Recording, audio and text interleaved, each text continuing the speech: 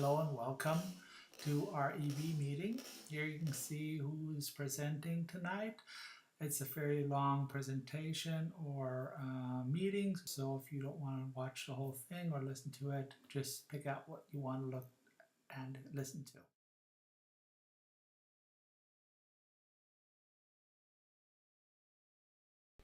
I guess we're ready to start.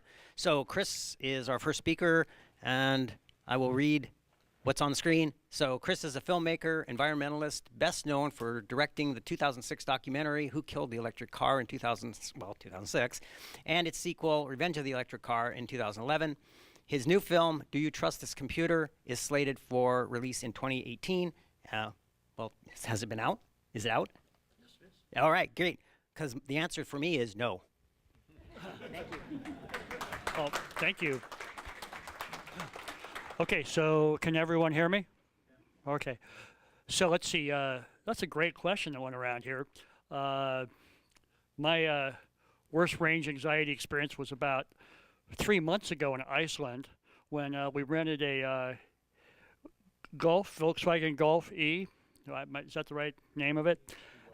Yeah, and I'd been talking about how Iceland's so perfect for EVs because you can't go that far, and it's so absurd that you see so many gasoline vehicles in Iceland because they have to import all the gasoline, and they have, as we all know, an unlimited supply of renewable energy.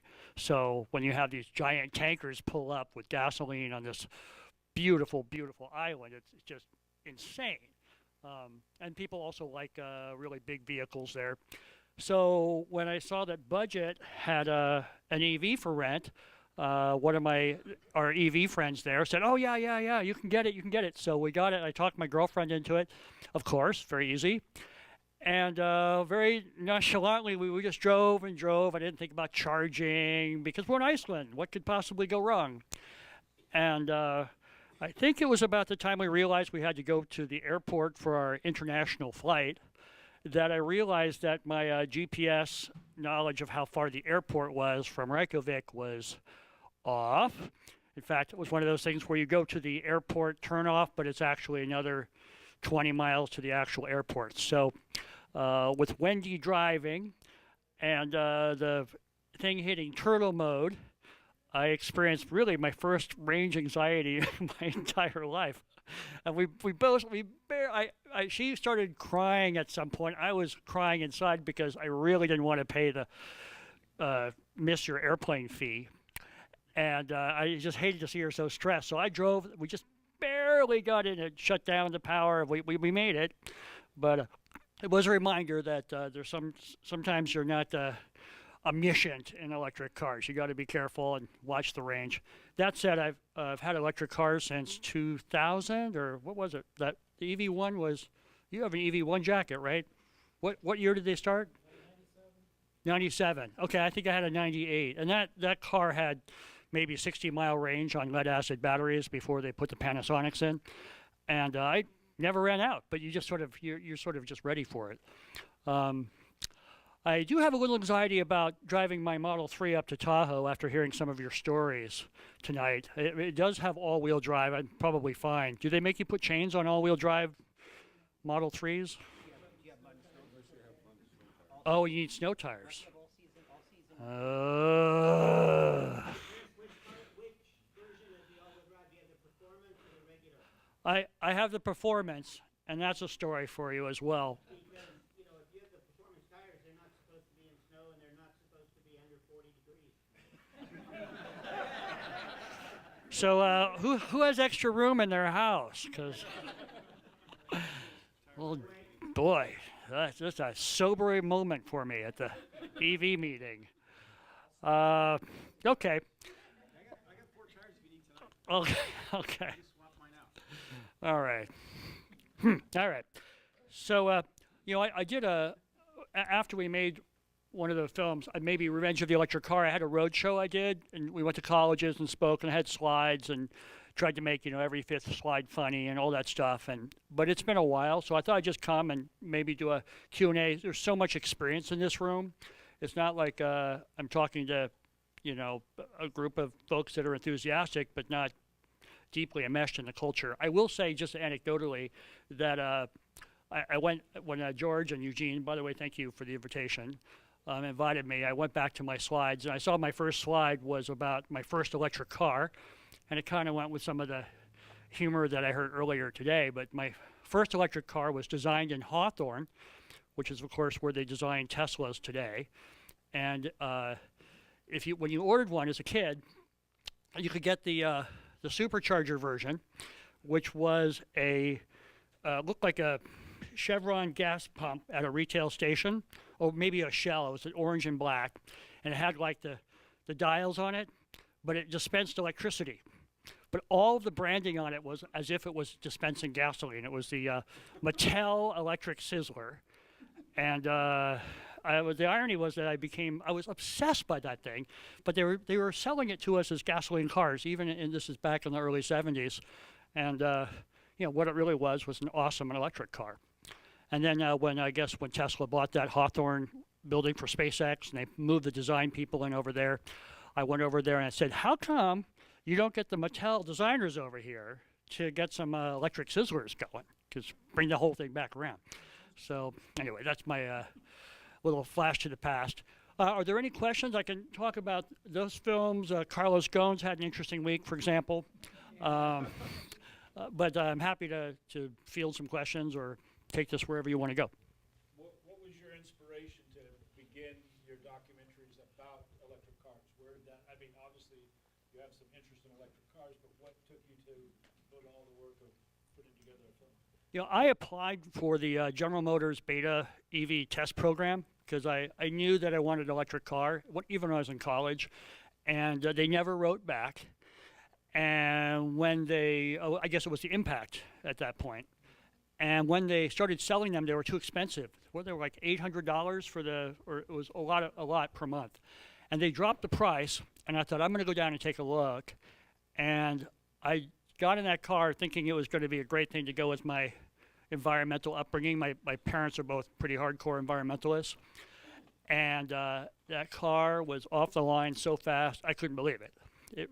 It blew me away, and I instantly fell in love with that car and sort of began to design my life around it, like we all do with electric cars. So when we got the notice from GM, and it was back and forth with GM, as we all know, went from loving the car, promoting it, having as part of the GM engineering future, to something that was a pain in the ass that they wanted to get rid of. And as this all played out over the years, those of us with EV1s, how many are in the room? Or one or two? And we saw them around. I think what they made like 2,000, a small number, right? Maybe something like that. We all became more territorial about them. And when we heard that they were going to get recalled, we all began thinking about stealing our electric cars. And my dad has a ranch property out in Grass Valley, and we thought, okay, we're going to move the EV1 into a shed. I'll tell my dad after we do it, and we're just going to hold on to this car.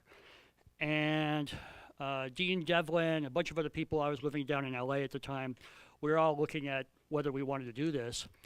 And the contracts that we had were from GM were like, if you get convicted of grand theft auto, I'm not sure it specified this, but you'll be liable for attorney costs for the car company to retrieve the car.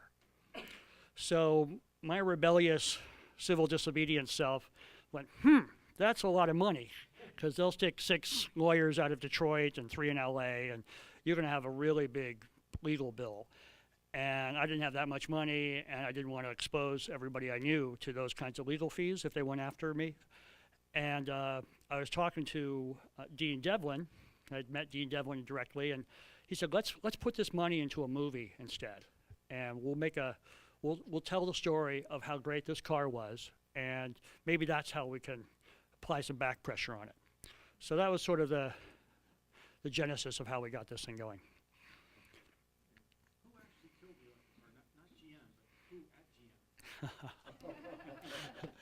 My favorite villain at GM is Rick Wagner, because he's the guy that just invested everything on trucks, and really inefficient trucks, because they got a big margin on them.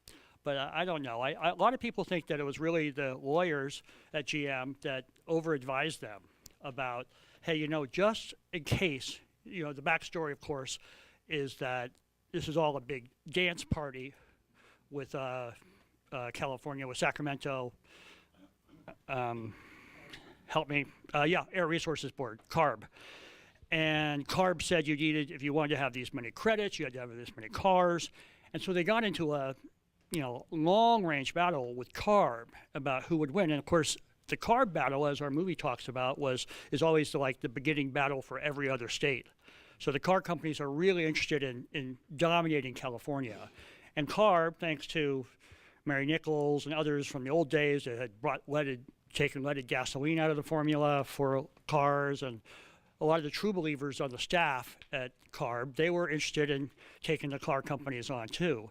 And they had a real great edge with electric cars because they could see that they could take pollution out of urban areas where all our kids are having to exercise by the freeway and drinking smog all day, which, gee, why is asthma on the rise? Why do we have so much Flovant for our children? Well, maybe it's because we're feeding them carbon monoxide and unburned gasoline all day.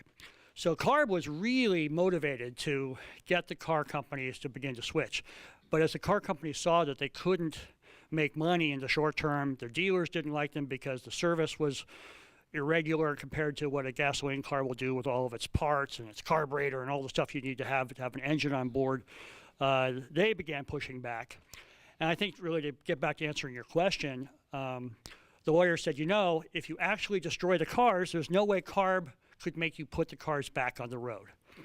And I think that might have been some of the calculus on that. Now, other people say it's because GM didn't really have spare parts for these cars. But ultimately, I go with David Freeman's thing, where David Freeman from our film, who sort of plays our Yoda character, who says they wanted to kill these cars so that other people couldn't see how good they were. I think that right now we're seeing, thanks to everybody in this room and everybody that's on board, everybody is like going, whoa, what have we been missing all these years? It's super exciting to be part of this revolution and what's happening on the road. So, yeah. Do you have an idea of what the highest number of miles that was put on one of the EV ones was? And does anybody know any statistics? Because I can't remember how long the cars were actually on the road for, but did they get any statistics on the lifespan of the batteries at all, or how much degradation there might have been? Yeah, I don't know the answer to those questions. I do know that the original batteries the EV1 were supposed to have were these Panasonic batteries.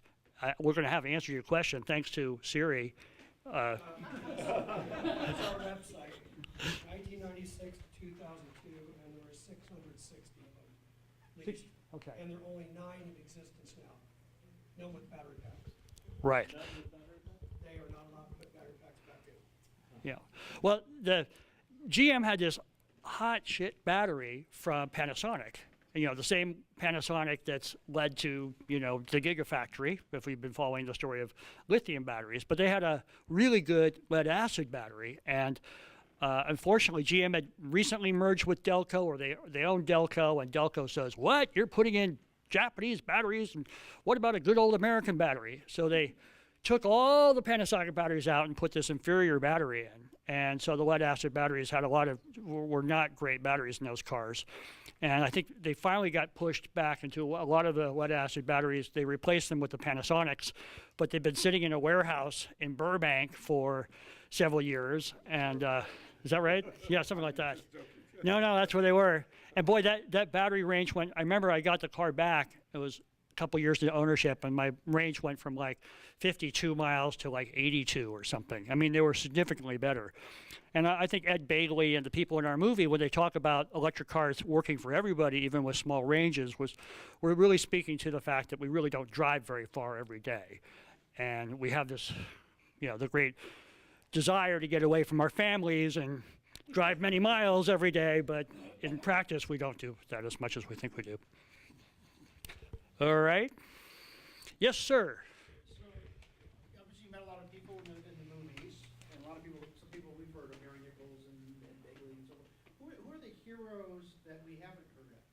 Who are the people like the Gnomes at ARB or somewhere? Anybody who stand out to you that we ought to be thankful for what they've done? Well, I know this sounds like a trite answer, but I really feel like it's everybody that puts up with the learning curve on electric cars that we're in. You know, I mean, Tesla doesn't give perfect service. I tried to get a bracket for a Tesla car. You know, it took me like way longer than it should have to get that part. And I go, well, you know, we're going to give it up for electric cars a little bit. So I do think, I mean, without, as I said, without being trivial about it, I do think the little sacrifices that people are making to bring electric cars, make them into the mass, and being able to compete with such a commodity vehicle, the gasoline vehicle, are the superheroes right now. I would say, you know, some of the big heroes, at least in the development of the EV1, Alan Ciccone. How many people know Alan or have heard his name before? Well, yeah, the T0, which, you know, Elon had bought. He didn't get his T0 because they were hand soldering 3,000 transistors in someone's basement while eating like Cocoa Krispies for a whole week. Because Alan's technique was very irregular. And I think that the frustration of getting that car pushed Elon into getting involved with Tesla, with Martin and everybody. But what he did to get electric cars to go from DC-powered golf carts to AC-controlled, smooth acceleration, regen, which really isn't possible very easily with DC. I mean, this was the breakthrough. And Alan, who went on, he left electric cars. Now he just does aeronautics and drones and things like that. But I think Alan is one of those guys. That's your question. Yeah. Do you think we would be where we're at now without Tesla and Musk, or do you think he really did bring the market to where it's at? No, I think you know, my feeling is that Elon and Tesla deserve a lot of credit for what's happening. Even did you see the announcement from Volvo this week that what's their electric car line now? Polestar, right? So they compare the Polestar to Model 3 like 3 times in their press release. I was reading that on Electric this morning, and that's it. And it's funny when we interviewed Elon, we spent those 3 years with him on Revenge of the Electric Car. He kept saying, I think he believes this. I mean, obviously he's got a complicated personality, as we all know. But if I can get the other car companies to take this seriously, that's really what I want to do. And I think that's showing up right now in a big way. Even Toyota, which has been dissing electric cars for years because they've done so well in hybrids, is grudgingly talking about electric cars again. And I had a RAV4 EV, which I think is one of the great electric cars of all time. Any RAV4 EV drivers? Yeah, was that a great car, or do you still have it? You still do, yeah. What's the range on that car? Yeah.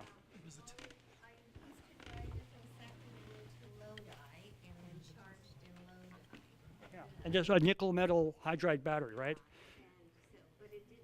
No? Oh, you have the Gen 2 Tesla RAV4. Ah. Okay. Yeah, well, they did a good job in that car too, right? Did they discontinue it? Oh, you had? You have one, right? Not anymore. Since Yeah. 6 months we got rid of it. All right. What was the range she has now? The Gen 2, the one Tesla built, she said. The Gen 2. The Gen 2 switched to lithium or the Tesla batteries. Yeah. 105 when you charge it the way they said to, 130 if you do it at 100% charge. And you could get beyond that, right? If you were nice. I drove from Davis to Santa Cruz, and that was 133 miles. I did that. And that was not full charge.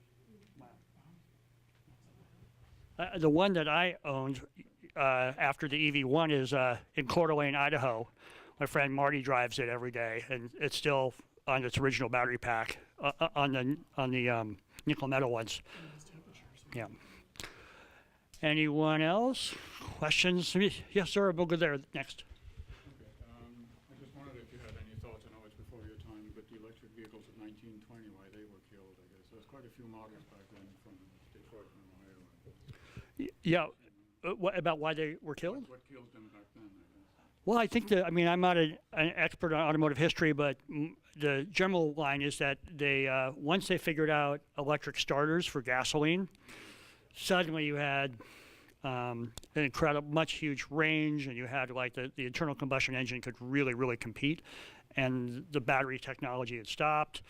And on a secondary level, electric cars were were associated with feminine, like either a fine lady, a Victorian lady, or a doctor, or someone never got their hands dirty. But if you wanted to be a man, you wanted a super loud, oil spewing, you know, fast machine. Of course, the electrics were just as fast. I think if we do another electric car movie, that's going to be one of the themes about the identity politics of cars. 'Cause it's fascinating how, you know, we all invest so much of ourselves in them, and what that means. So it's all, the marketing is very ego-driven. Marketing's ego-driven, yeah. You have a question? Yeah, so there's a scene in the original movie where you've got all the oily, you talking about the oil, all these dirty parts on the tray, and you're talking about how the maintenance is nothing and you don't get your hands dirty. And that made me realize that the conventional cars just spew and drip all this oil, and the electric cars aren't getting that. So I've actually showed that segment to Felicia Marcus. Everybody, when they see that, is, aha, electric cars don't pollute the water in the lake. But no one will talk about it. So can you, I have been before ARB. I mean, I do stormwater and this stuff professionally, so I'm very involved in it. Do you have any idea why the EV groups won't talk about the fact that you won't get transmission fluid, oil? I mean, you look on a gross level, it's millions of gallons a year that go into waterways. Yeah. No one will talk about it. You really see that, like, it's raining here, right? All those sad oil puddles in parking spaces, and they leach up the oil, and you watch the drain slick, and you see the bird like drinking the water, and the oil goes by, and you just want to puke. It's like, it's so true. It's the amount of oil that we don't need to burn or use. You know, so someone made that one point, you know, at the moment, if we're going to burn oil, we should save it for aviation and lubrication and not waste it on cars. You know, I mean, this is a bigger discussion point. But yeah, there's so many things about electric cars that I think that aren't really discussed. What they're selling is speed and money, and you know, like it or not, thanks to Elon, they're selling status. And do you remember? I mean, with Chelsea and Jesse Dieter and the folks that made these movies with us, we would call this group, "You are our people." You know what? But if you go to a Tesla event now, it's a different audience than this group here. I mean, this is the kinds of folks here that really started believing in electric cars early on, and super core. But for the high society, it's about status and speed and price, and that's cool. Keeps things moving. Yeah. You started to mention it, but are you looking at doing another electric car movie? We are, but you know, the problem is that people don't see movies very often anymore, and if they do, they expect them to be free, which is fine. So if we do it, we probably have to do it through a Netflix, or get to do it through a Netflix or an Amazon and do it as one of their sponsored projects. And so if you do that, you want to maintain your creative control and look at the entire life cycle of the film. With the film that we just released, Do You Trust This Computer, about artificial intelligence, we decided to release that on the premiere date to everybody via Twitter. So we had 14 million people come to our website, and 1.5 million people watched at least half of the movie. So this is a way to fast meet a lot of people, but it's a very challenging revenue model.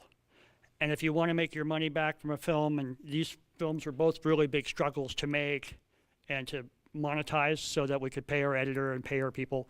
So the process takes a long time. You want to make sure that you have a market and all that. Yeah. Could you touch a little bit on the new movie you've got coming out? Oh, this, Do You Trust Your Computer? Yeah. Well, I just got that message on my, I plugged in the iPhone to the computer one day. Do you trust me? It's like, no, I definitely do not trust you. So that was sort of the genesis of it. And I also, Stephen Hawking, some of his last stuff was a lot about, hey, you guys, AI can get out of control. Be careful. And so we all know how AI can get out of control. We've seen The Matrix and The Terminator, but that can't be what Stephen Hawking was nervous about. So we decided to make a movie about what smart guys, smart thinkers were really nervous about. And Elon's in it as a, you know, because he has a lot of issues with AI. And Dr. Russell at Berkeley goes after AI in weapons and profiling, and Project Maven at Google. And so we went down a very deep tech AI window, and we tried to make the film as entertaining as possible. And it's on Apple, and it's on iTunes and Amazon if you're interested in seeing it. And I can come back in a few months, and if you want your $4 back, we can maybe, you know, work out an arrangement. Anybody else? Question? Yep. So, folks always talk about 2 steps forward and 1 step back. We have the federal government attacking tax credits. We have domestic automakers moving away from passenger cars and into heavier vehicles which have higher CAFE standards. Does it look to you like we're going to see a slowdown in the S-curve adoption of EVs? Well, I would say no. I think this is the adoption is going to keep picking up. I mean, that's the essence of it. Yeah, it's great the government was pushing it along. Other factors, Europe, China, they're all putting emission standards that are really tough on cars. So if you want to be a global car seller, you know, gasoline cars is not going to do it. And once you figure out how to do it, you can make them cheaper. You know, I exchanged text messages with Chelsea. Has Chelsea Sexton been here for a chat before? Not yet. Chelsea. All right, we'll get her. Anyway, she said she's at the Consumer Electronics Show. And it's very interesting because a lot of the electric cars are beginning to make debuts at electronics show, not at car shows. And it makes sense because, you know, they're basically high-tech appliances, and they last as long as a blender, way longer than, you know, a lot of things that don't last as long. A couple more questions. Yep. Yeah. If we have 2 more. Jorge? Yeah, we'll do one more. Yep. When your first movie came out, did GM respond in any way? Oh, yes, they did. Yeah. How did GM respond? Well, we really tried. We went to GM to interview them for the movie, their corporate guys, and we got to Detroit with our crew of 4 people. And it's very expensive to go to Detroit with a crew of 4 people that have the right cameras and lenses and sound people. And they canceled our interviews at the airport on our way out. So we went out there on our own, and they said they didn't want to participate in our film. And because of a friend, we ended up with our crew waiting to see what we could possibly do. We linked up with Stan Oshinsky. So that was kind of a miracle because Stan's a really bright light in that film and developed a lot of the, you know, most amazing battery technology at the time. But to answer your question, our movie came out, and first thing GM did was they bought all the search words for electric car, who killed the electric car. Everybody who worked on our film, me, if you put my name in, the first thing is you get an ad from, you know, in your search results from Google or Yahoo. Hear the true story of electric cars. So they were, and then they took out a full-page ad. You know, I mean, it was nothing like they were sending Hitman after us, but they did go after us. And I think after as they were going bankrupt, and that whole generation of car guys went out, it really gave us a window to go back in there and cover the development of the Volt. And so, you know, maybe all worked out for a reason. Well, thank you so much for having me, folks. Thank you. So I wanted just to talk a little bit about this last year, how SacEVA has done, what's happened locally, the market and such, and we'll go through this really fairly quickly. This is where we were in prior years. This is the number of events that we held each of the years, the number of conversations, the one-on-ones we have each year, the test drives that we and our partners participated in, and the amount of hours investment. I think this is like 50% too low, but on the hours. But anyway, so that's what it was the prior years. Now, this year we hit 60 events this year that we were showing cars or talking about cars. 11,000 people that we talked to.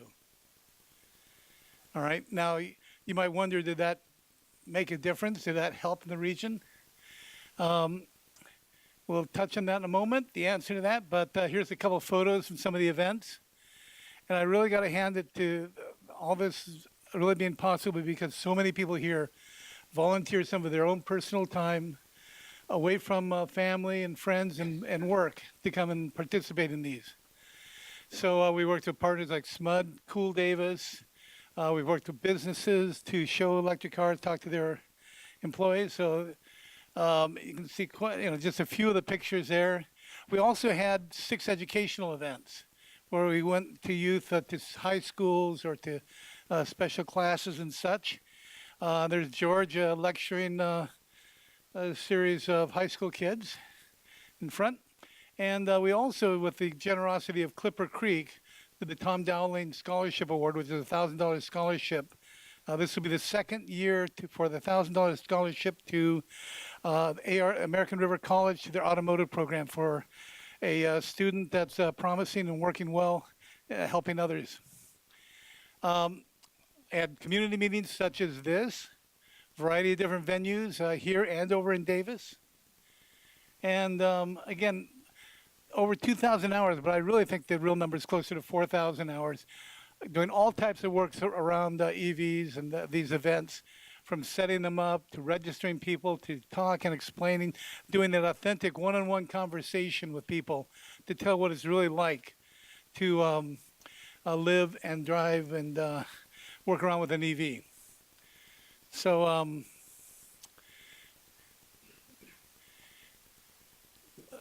was this worth it? I can't say we're going to take all the credit.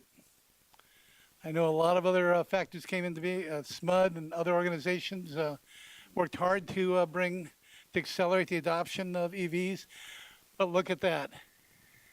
This is through August, the end of August. That's the latest data I have. And that's from the CVRP folks. Marissa, would you please stand up and again reintroduce yourself?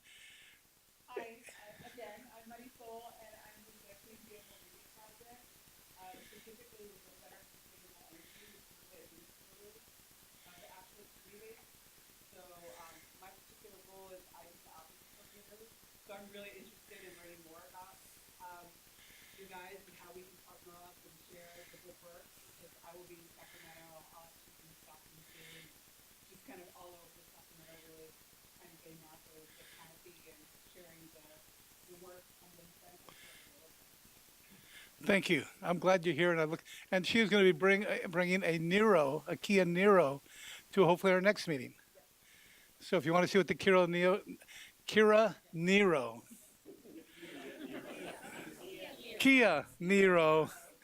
the Kira Nia. No, anyway, if you want to see one of those, get it, and you'll have the chance. You'll have the chance to do that hopefully at our next SacEVA meeting. And so these sales, we are hit. I think by the year end, I think we hit 21,000 units in our region. When I say our region, I kind of circled it in red there. You can see the counties surrounding Sacramento County. And with an exit rate of about 500 a month. I mean, that's kind of, if you think about where we were a year or so ago, that's mind-blowing, at least to me. And I'm excited about that. So this is kind of the breakdown of the sales in our region for this year. No surprise, Tesla ran away with the majority share. It probably is expanding even larger than that slice if you take the last quarter of the year. The surprise to me is that Nissan was quite a bit far behind. I thought they would be up higher in the ratings there, the sales units. But GM with the 2 different models that they have, Toyota with the Prime, of course, and Honda the Clarity. So those make up the bulk of the sales. I thought that was kind of interesting. I don't know that this is reflective as much statewide. By the way, these slides are put up on the web along with Oregon's video. Yes. So those numbers are based on actual CVRP submissions, correct? Not actual sales? They're based on CVRP submissions. That's correct. So that might mean that like Tesla's undercounted there. Yeah, For this year, they're about 50%. So if I go back that prior slide, to get to these numbers here, the actuals, I've taken offset at least the last year or two by about 50%. Bump it up 50%. No, actually, it's more than that. We double. Yeah, you have to double the number. you estimate about 50% of people don't qualify. That's right, with the new restrictions. The year before that, it was like 30%, or only so. Pardon me? And some don't apply. And I have run into people in the parking lot, and I said, "Did you get the $2,500 discount?" They said, "What discount?" I was sitting in the dentist chair, and I asked my dentist, who just got a Volt, and he'd never heard of that. So that was an interesting conversation with kind of a mouthful. Anyway.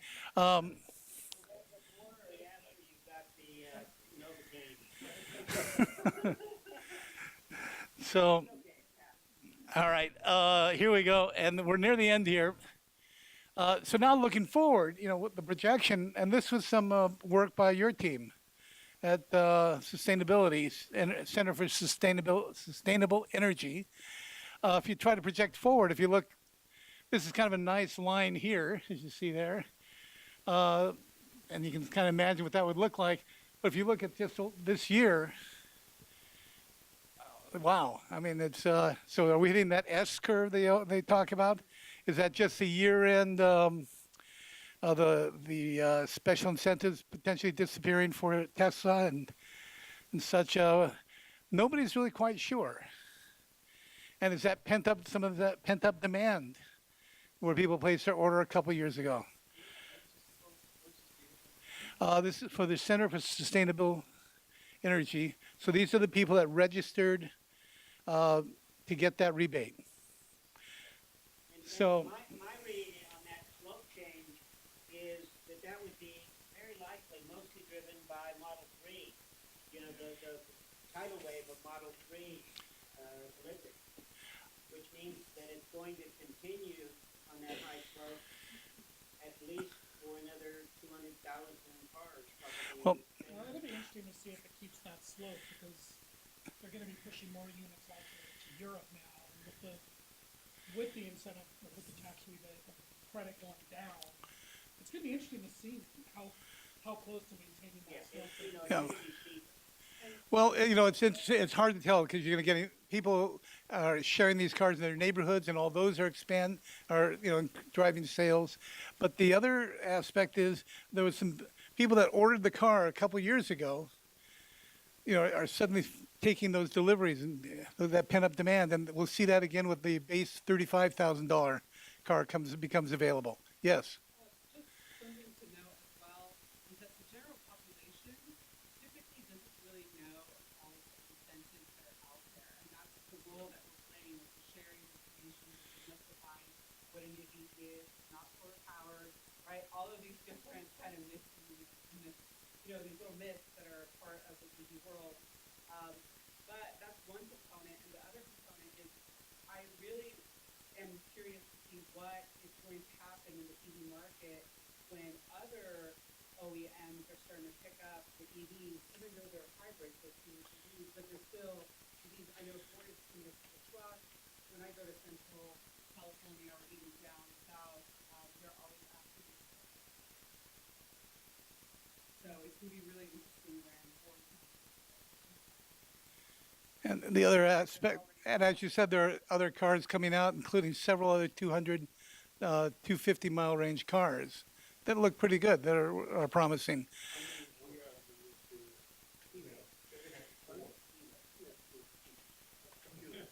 They're going to, I think they're going off the prospects next.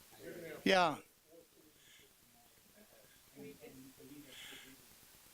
So while most of this may be Model 3 based right now, hopefully the other models kicking in will help drive that adoption as well. I worked at Hewlett Packard for several years, including part of that in the printer group. Every time our competitors put on a big promotion, a big sales campaign for their competitive printers, our sales at HP went up. And why? It's because their campaigns and their sales promotions brought people into the showrooms. And so I think that very likely could happen with Tesla as well. The other OEMs will get the reasonable number of cars, but they'll also get some secondary into the Tesla market as well. Yes.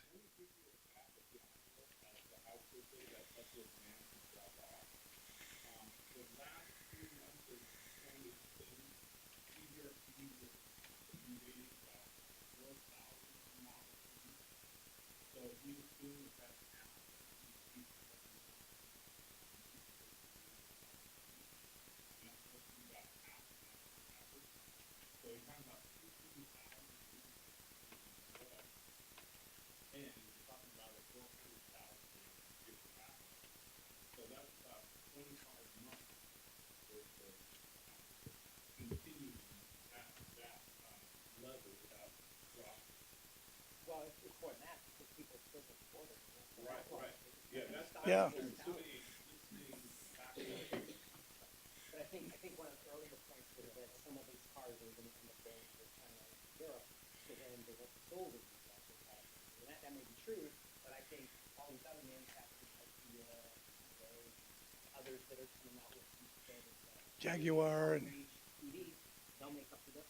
yeah. So you'll probably see that slope of either. The estimate was about half of those 400+ thousand reservations in the United States and the other half were elsewhere. Although what Tesla and Elon was saying recently was that he was saying about 35–40% of the new cars that were going out, Model 3s that were going out in the last couple of months, did not have reservations. But it is going to be interesting to see. I think as they ramp up the production going to Europe, I think it is going to drop off to some extent. In the U.S., I think it's going to plateau a bit until the base car comes out. Yeah. Thinking another trend that's going to hit is when we get closer to fully autonomous driving. My understanding is it's much easier to do that with an electric vehicle. It is. People are really going to like that. And I just wondered how that's going to impact that. Well, have me come back and do my autonomous driving presentation. Okay, let's move on. I mean, this is an interesting topic. It's exciting to try to look how this is going forward. It's not very often that any of us really get to be involved in such an impactful national and major movement and transition of the economy and our society. So this is an exciting period to see what's going to happen. All right, I know people are often interested in charging. This is a map from our friends at Caltrans and CEC. This is a list of some dots for the fast charges are now and where they're planning to go in. The ones that are blue and yellow are still in the planning or preparation phase, either by Caltrans or the CEC, but have not gone in yet. We're all discovering that it takes an incredible amount of time to get fast charging into the ground and operational. All kinds of challenges there that really hadn't expected at the beginning. We also, here's a little bit easier view for our region. See a little bit better picture there. So again, blue and yellow are the more the planned as opposed to the existing, and red is the Tesla, of course. All right. Additionally, you'll probably hear more and more about plug-in charge. Tesla's been doing this for a while, where you take your car up, plug it in, and it knows who you are and who to charge, and uses your credit card on file. This is being an interesting move to try to move this out to other fast chargers.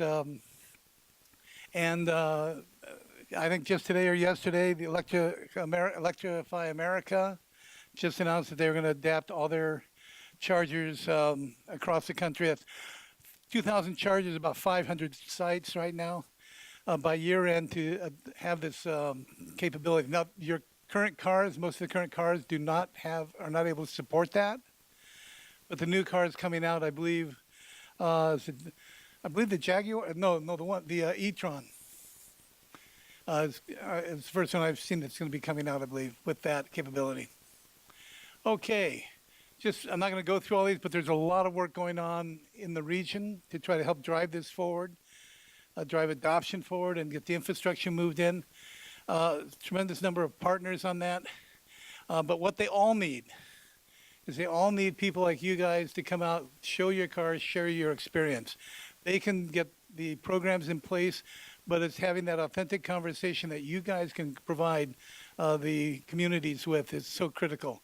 And as George mentioned earlier, we've got openings in the advisory board for Sacramento electric vehicles, and there's opportunities even if you don't want to be on the board, but you want to contribute some time, and whether it's IT or managing our user database, that kind of thing, or marketing promotion, we can certainly use your help. So see me afterwards, or George, or Peter. And lastly, I know there's questions about HOV access. I was watching a presentation, the Cycle 2 by Electrify America, the Cycle 2 plans to the Air Resources Board. And I saw this bureaucrat here that is, this middle-aged kind of bureaucratic guy that seemed to know a bit about it. So I called him up, and I thought I'd see if maybe we can get him to see if he might be able to give some of his personal insights. Thank you. And for those of you who didn't see me in the back, Lisa explained that we're a third generation EV family. We've had 2 Leafs and now a Tesla. So I've been driving electric for since 2011 and have been in the HOV lanes the entire time. So the most recent changes to the program are the result of Assembly Bill 544, and it was signed into law in October of 2017. And the intent of the program is to continue to allow single occupant electric vehicles in the HOV lanes. And of course, the reason for that is it's an incentive to continue sales of plug-in vehicles and hydrogen fuel cell vehicles, that we can reach the governor's goals of 1.5 million electric vehicles in 2025 and 5 million electric vehicles in 2030. So the intent of the bill is to continue to motivate consumers to get into these vehicles, but the question is always asked, why am I, with either a green or white decal, being punished? And the way I like to describe it is the 544 program is meant to be an incentive and not a indefinite reward. And so we who've got our green and white decals were incentivized to get these vehicles. But there was never any end date, even though the programs tend to sunset. And so it was a continuing reward after the fact. What has happened is that Caltrans had to answer to freeway carpool lane degradation as a result of increasing numbers of vehicles in those lanes. And the answer they came up with was not acceptable to the Federal Highway Administration. And as a result of that, 544 instituted a program whereby we continue to incentivize the purchase of new electric vehicles by new consumers, but we don't provide an indefinite reward to those folks once they have those decals. So what 544 does, it says that for folks who have a green or white decal that was issued prior to January 1st of 2017, those decals are valid only through January 1st of 2019. So a week ago, those folks with green and white decals that were issued prior to January 1st of 2017 were no longer eligible to drive in the HOV lane by themselves. But if you have a green or white decal that was issued in 2017 or 2018, DMV should have sent you a letter saying that you are eligible for a replacement red decal, And they actually included the what they call the Reg 1000, the form to apply for the decal. They pre-filled that form out so that all you had to do was attach a $22 check and send it back, and they would send you a red decal. And that red decal is valid until January 1st of 2022. And then for folks who first apply for decals on or after January 1st of 2019, you get, starting 2019, you'll get a purple decal. And every year thereafter, they use a color rotation similar to the color rotation that they use for their registration tags. And those decals are valid until the 4th January 1st after the date of issue of the decal. So ideally, get your car at the end of the year, apply for it either December or January, and get a full 4 years of use out of that decal. If you get it in fall and apply and receive the decals in the fall, then you're getting closer to 3 years of usage. Next slide, please. Oh, sorry. Wrong way. You've seen that guy before. Okay, so you can imagine there have been a lot of questions associated with this transition to essentially a rotating sunset of the decals. And first of all, what vehicles are eligible? And you all know they either have to be fully zero emission or what we call transitional zero emission electric vehicles, which are plug-in hybrid vehicles that meet our cleanest tailpipe emission standards and have extended warranties and zero evaporative emissions. There is an income limit within the Clean Vehicle Rebate Project, and for consumers that exceed that income limit, they are not eligible for a rebate from that program, but will always be eligible for a decal. People under the income limit are always eligible for both. And then if you're a fuel cell electric vehicle driver and you're above the income limit, you're the only one who has to make a choice between either the decal or the state rebate. We've had questions regarding the fuel cell is 5,000 versus 2,500. We have had questions about replacements. A lot of people are being very innovative on how to get new decals, and so it's prompted a lot of questions. One of the questions, of course, was, so my 2016 green decal was destroyed. Can I now get a replacement decal, and can it please be red? No. Replacement decals are the same color as the decal that was issued. So green and white decals that were destroyed for vehicles that were pre-January 1st of 2017, prior to January 1st of 2019, would have gotten a replacement green or white decal, which of course sunsetted at the end of the year. Replacement decals going forward are red if you had a red decal, or purple if you had a purple decal. And again, decal colors will rotate on an annual basis. Questions about existing cars. A lot of folks are searching far and wide to find existing cars that have not ever been issued decals. And the program allows that if you find a car that hasn't been issued a decal by California DMV, then it is eligible for a decal. Problem being that you need to be sure that the vehicle's never been issued a decal and that somebody selling the car didn't just remove it so that there's a higher resale value for it.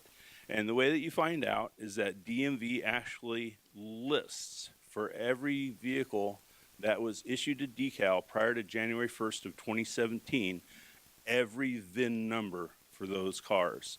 So you can go to the link here, and I'm sure these will be on SacEVA's page, but you can go to this website link and you can do a search for VINs for any car that is not decaled that you're considering purchasing to grant yourself access to the HOV lane.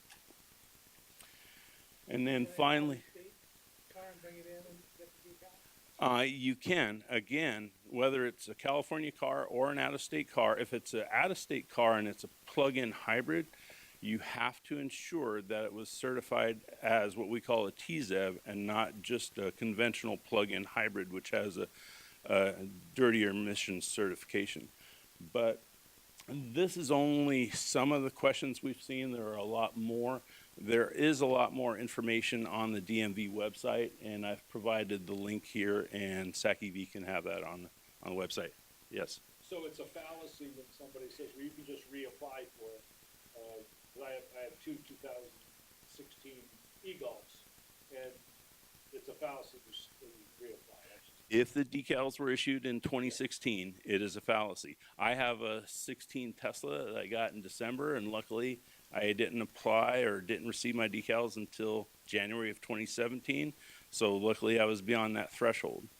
And so, again, I get the red decal. Yes? I thought that the program was going to sunset as of 2023 or 2024. Is it going to continue with right now?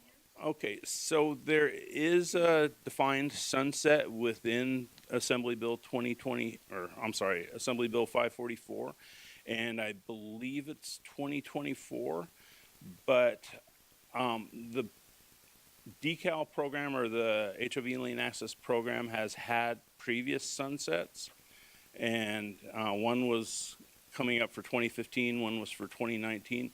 So it's possible when we get closer to that date that the legislature can enact new legislation to extend HOV lane access for single occupant vehicles that are advanced technology vehicles. We'll just have to see at that time. Otherwise, you know, people that buy closer to that sunset date, just like people who bought at the end of 2016, should have really had no expectation that the decal would be valid beyond January 1st of 2019. Has CHP been provided this information? Yeah, we talk a lot with CHP and with DMV. My understanding, I had a question earlier about whether there was going to be a look the other way period. And informally, I think there is, but nothing has come out formally stating that. Yes? I was outside for lunch, but when we got our Model 3, it was May, and we ordered the sticker, I figured it was more white one, it came red. Right. I thought it had to be closer to the end of 2002. No, they actually started issuing red, I think, in March. Yeah. Yeah. Why were plug-in hybrids and pure electric vehicles thrown into one group? Before we had two groups. And so they get the same privileges. And why does a Volt not get better privileges than a plug-in Toyota that has half of the rest? I mean, who made this law? Okay, well, okay. I mean, it's easy for you if you want to find out who the author of the bill was. I've given you the bill number, but I don't see a distinction because the green and white decals both allowed vehicles into the HOV lane. Only difference being that not all plug-in hybrids were granted access. They had to have a minimum all-electric range requirement. But we see that plug-in hybrids, and again, I've been driving pure BEV since 2011. In my household, I've heard several times about those plug-in hybrid vehicles aren't really electric vehicles, but I don't believe that. I definitely believe those are transition vehicles. That's why they're called transitional ZEVs. And as we move forward, the range, all-electric range of those vehicles is increasing. So I think maybe I've been told that I've been speaking too long. but yes, sir. What's the turnaround on getting decals? Okay, so off the top of my head, I'm trying to remember what I was told, but DMV was processing something like 88,000 green and white decals for red decal replacement. And they had developed a program that would process in batches, which was good because otherwise you'd probably be waiting for several years. But they were doing batch processing, but I think their goal was to have all of it done by the end of last year. I'm sure that's not the case, but it's probably, for those people that haven't been processed yet, I'm guessing it's probably, More questions, and we need to start knocking down the room, gang. it'll probably be about 4 to 6 weeks for processing. Very quickly, it was 89 days left. Okay. Yes. Will be the same as toll lanes in the area? It is not, and there are different requirements for toll lane access, and I'm not an expert there, but Bay Area MTA is responsible for the toll lanes there, and they have different requirements, and sometimes it requires differences to the transponders for you to access those lanes. Yeah.